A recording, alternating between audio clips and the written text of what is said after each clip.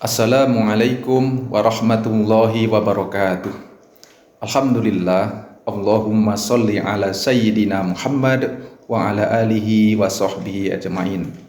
Kaum muslimin dan muslimat rahimakumullah, Bapak Ibu, saudara-saudari sebangsa dan setanah air yang kami cintai.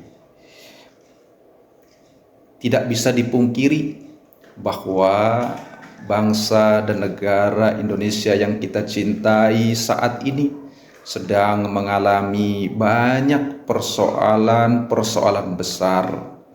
Saling menyalahkan tentu bukanlah tindakan yang bijaksana, karena yang kita harapkan melalui video ini tentunya adalah dengan menyadari begitu banyak persoalan-persoalan yang sedang dihadapi oleh negeri ini, maka bangkitlah semangat kita untuk turut bersumbangsi, turut berkontribusi dalam melakukan perbaikan bagi bangsa dan negara yang kita cintai ini.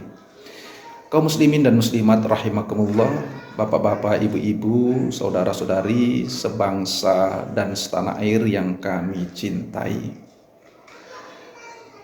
Dalam rangka bersumbangsi bagi negeri tercinta ini tentu tidak bisa dilakukan sembarangan atau asal jadi, karena sekalipun niatnya baik, tapi jika tidak dilakukan dengan sebaik-baiknya pertimbangan dan tidak dilakukan dengan sungguh-sungguh, maka dikhawatirkan niat yang baik ini untuk memperbaiki, tapi justru dampaknya tidak sesuai harapan. Oleh karena itu, guna bersumbangsi bagi negeri tercinta ini, yang kita maksud adalah mari kita sumbangsikan apa yang kita punya, yang kita mampu bagi negeri tercinta ini sesuai dengan kapasitas dan kemampuan kita masing-masing. Sebagai contoh, bagi kita yang punya titipan harta dari Allah, maka mari bersumbangsi bagi negeri tercinta ini dengan harta kita, dalam rangka menyediakan lembaga-lembaga pendidikan yang berkualitas. Misalnya dengan harta kita bisa kita salurkan ke sana, mempersiapkan tempat ibadah yang layak juga merupakan bentuk sumbangsi kita dengan harta kita.